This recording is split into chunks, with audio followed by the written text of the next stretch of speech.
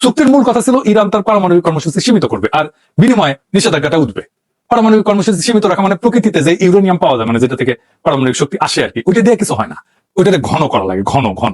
মানে ধরেন চিনি ছাড়া চা হইতেছে প্রাকৃতিক ইউরেনিয়াম, পেনসে চা হইতেছে অল্প সমৃদ্ধ ইউরেনিয়াম, মানে একটু ঘন হয়েছে। হালকা মিষ্টি চা হইতেছে মাঝারি সমৃদ্ধ ইউরেনিয়াম, আর কড়া মিষ্টির চা হইতেছে বোমা তৈরি গ্রেডের অতি সমৃদ্ধ ইউরেনিয়াম। এটা কেমনে ঘন করে এই ইউরেনিয়াম? মানে মাখন তোলা দেখেছেন না, যে ঘুটা দিয়ে ঘুরায় চিকিংকে করে ঘন করে।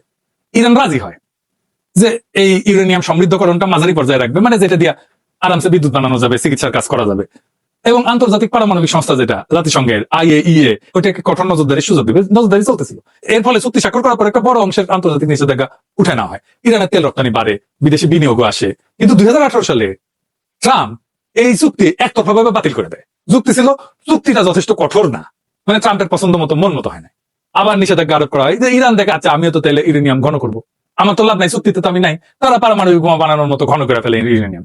কাছাকাছি ইরানের যুক্তি, আমেরিকা আগে চুক্তি ভাঙছে, আবার নিষেধাজ্ঞা দিছে, তাই বাধ্য হয়ে প্রতিক্রিয়া দেখাইতেছি। চুক্তি ভাঙার দায় যুক্তরাষ্ট্রের। এখন যুক্তরাষ্ট্র